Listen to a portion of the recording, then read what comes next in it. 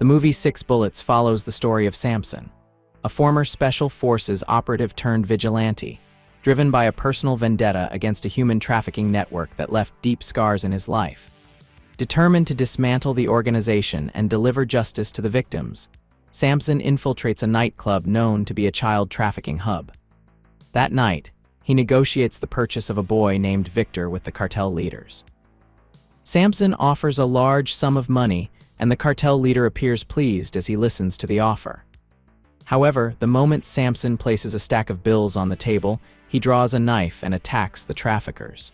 A violent fight breaks out with the cartel members. Despite being outnumbered, his elite military training allows him to defeat them with ease. With precise moves, like a fast spinning kick that disarms one attacker and an elbow strike that knocks another unconscious, he demonstrates his skill and determination. After neutralizing the criminals, Samson moves to a back room where he finds Victor. Gently, he reassures him that he was sent by his mother to bring him home. Then, the two head down to the club's basement, where they mount a motorcycle to escape. Before leaving, Samson activates a remote timer that detonates explosives he had planted in the building and on nearby vehicles. Just after they flee, the nightclub erupts in a series of explosions, destroying the site and killing everyone inside. However, in his rush, Samson makes a fatal mistake. He fails to realize that other children were still trapped inside, and they also perish in the fire and explosions. The next morning, Samson receives a call from the police asking him to report to the now destroyed club. There, he meets Inspector Steve, the lead investigator who is furious at Samson's reckless actions. Steve informs him that several captive children died due to the fire and carbon monoxide poisoning from the explosions. Although Samson intended to save Victor, his impulsive decision had tragic consequences.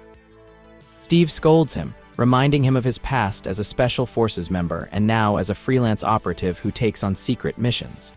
He demands Samson stop interfering in police work, pointing out that his lack of coordination is causing more harm than good. 6 months later, Samson's life has taken a dramatic turn. He now works as a butcher, living a simple, routine life. Every morning he wakes up before dawn, goes to the market to select the best cuts of meat, and spends his days attending to customers. Although his life appears normal, he is haunted by memories of his past and the consequences of his mistakes. The children who died in the fire appear in his thoughts, constantly reminding him of what happened. Meanwhile, an American family arrives in Moldova for a vacation. The family includes professional MMA fighter Andrew Faden, his wife Monica, and their teenage daughter Becky. As they land at the airport, they seem happy and excited about the trip. Becky, especially enthusiastic, is eager to explore. During their stay, Faden plans to participate in a fight in one of Moldova's cities. Unbeknownst to them, while he takes a photo of his smiling daughter, a woman named Amelia watches from a distance and discreetly takes pictures of Becky. Once they arrive at the hotel, Becky asks her father for permission to go out on the balcony to get a better phone signal. Faden, distracted watching MMA fights on TV, agrees without much attention. On the balcony, Becky meets Amelia, who from the neighboring balcony casually tells her that the signal is better in the hotel lobby, pretending to be friendly. Shortly after, Faden calls his daughter but gets no response. Checking the balcony, he only finds Becky's laptop on the table. Worried, he tries calling her but receives no answer. Monica, who is in the bathroom, also has no idea where their daughter went. Faden's worry quickly turns to panic as he searches the hotel in vain. The hotel management checks the security cameras but finds no useful clues. Faden contacts the media, and soon Becky's disappearance becomes headline news. Due to Faden's fame as an MMA fighter, the Moldovan police launch an extensive search to find her. Meanwhile, Samson, taking a break in his butcher shop, sees the news on TV. Shortly after, Faden and Monica arrive at his store, desperate for help. They explain that someone at the U.S. Embassy suggested they seek him out. Samson tries to refuse, insisting that he's now just a regular man and can't offer them any assistance. However, Monica, using her experience as a police officer, notices a unique tattoo on Samson's neck identifying him as a former member of a special division. This reveals that Samson is not as ordinary as he claims. Despite their pleas and the offer of a large sum of money, Samson refuses to help, trapped by guilt and trauma from his past mistakes. As Samson was closing his shop at the end of the day, he was surprised to see his son Selwyn waiting for him.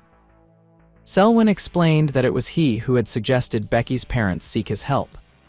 The young man begged his father to step in and help find the missing 14-year-old girl, explaining that the police were limited because the criminal syndicate behind the kidnapping was protected by powerful people.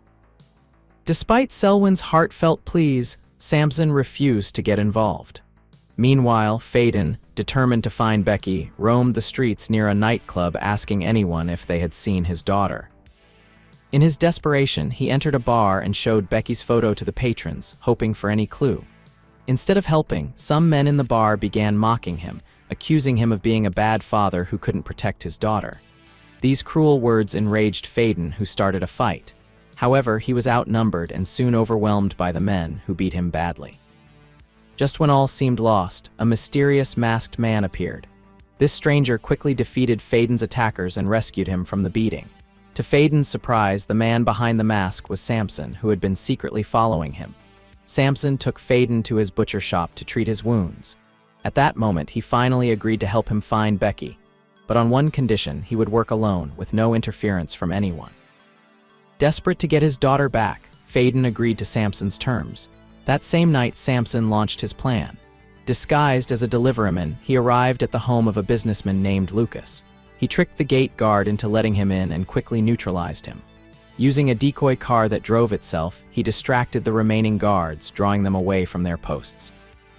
With precise movements, he infiltrated the building undetected and made his way to the security control room, gaining access to Lucas's private office. Once inside, Sampson captured Lucas and interrogated him about Becky's whereabouts. Although Lucas denied knowing anything about her disappearance, Sampson didn't believe him. He threatened him, warning that he better find out about Becky or face the consequences.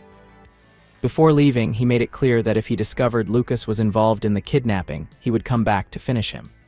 Sampson's instincts proved right.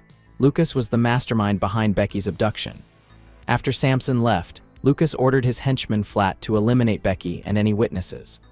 Following orders, Flat shot Amelia and her partner and threatened Becky, dousing her in gasoline in a terrifying attempt to silence her. The next day, the police found a burned body they believed was Becky. On the corpse's left arm, they found a bracelet similar to the one Becky used to wear. However, upon examining the body, Sampson wasn't convinced it was her and requested a DNA test to confirm. Later, Sampson, Faden, and Monica went to the hospital to await the results. When the forensic doctor informed them that the body was indeed Becky's, Monica broke down in tears, devastated. Filled with anger and grief, she blamed Sampson for what had happened and slapped him, convinced his reckless actions had led to the tragedy. The following morning, Faden and Monica, heartbroken, prepared to return to the United States. Meanwhile, Sampson, consumed by remorse, sought refuge in alcohol, drinking until he was completely drunk. In this vulnerable state, Lucas and his men stormed into Sampson's butcher shop seeking revenge. Although intoxicated, Sampson managed to defend himself. Lucas's men attacked him with iron chains, but despite the pain, Sampson gathered his strength and fought them off. The confrontation escalated into an intense shootout, where Sampson managed to survive and defeat his attackers. During the fight, Sampson had a revelation. He remembered that Becky always wore her bracelet on her right hand, not the left. This small but crucial detail made him doubt that the body found by the police was really Becky's. Without wasting time, Sampson rushed to the international airport to catch Faden and Monica before they left. He found them just in time and explained his suspicion: Becky might still be alive. Sampson pointed out the bracelet's position and suggested that the forensic doctor could have been bribed to deliver false DNA results. Together, Sampson, Faden, and Monica returned to the hospital to confront the forensic doctor. They cornered him and forced him to tell the truth. Under pressure, the doctor confessed that he had been bribed by Stello, Moldova's Deputy Minister of Defense, to falsify the results. Stello was deeply involved in human trafficking and had a history of abducting American girls to satisfy his perverse desires. When Stello learned through the doctor that Faden, Monica, and Sampson were close to discovering him, he ordered his right-hand man, Flat, to eliminate Becky's parents and any other threats to his operation. Sampson took Faden and Monica to a safe house to protect them from Stello's men. There, he began preparing the weapons he had previously stored, anticipating a confrontation. Meanwhile, Becky was being held in a remote location far from the city. Taking advantage of a guard's moment of carelessness, Becky managed to grab a cell phone and call her father. Faden and Monica traced the call and located Becky's position through the phone's signal. However, they didn't know this was part of the kidnappers' plan to lure them into a trap. Desperate, they contacted Samson and asked him to accompany them to Kaya prison, where they believed Becky was being held. Samson tried to stop them, warning that they might be walking into an ambush, but Faden and Monica were determined to rescue their daughter. Upon arriving at the prison, they began searching for a way in, aware that the place was heavily guarded.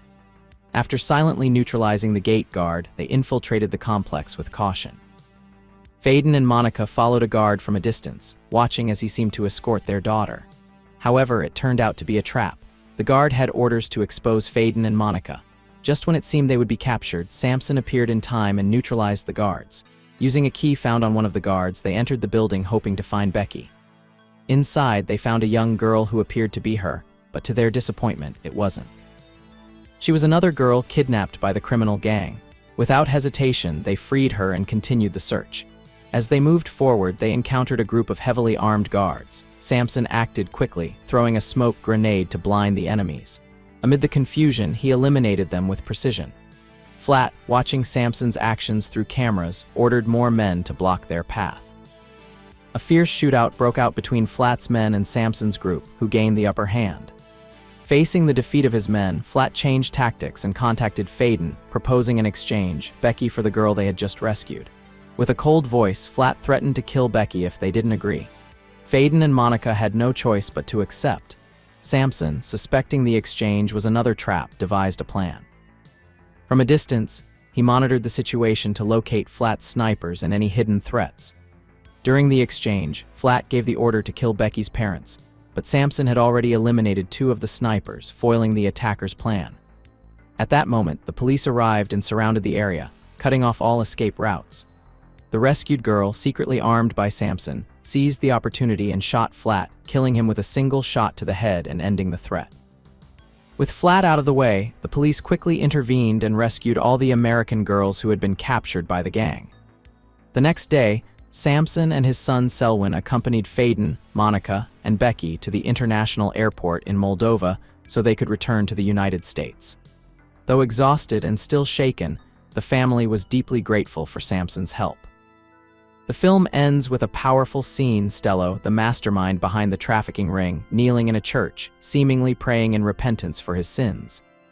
In the middle of his confession, Samson appears from the shadows. Without hesitation, he raises his weapon and shoots, killing Stello instantly. His final words echo through the silent church, "God might forgive you, but I won't." If you enjoyed the video, don't forget to leave a like, subscribe to my channel, and hit the bell so you never miss a recap. See you in the next one.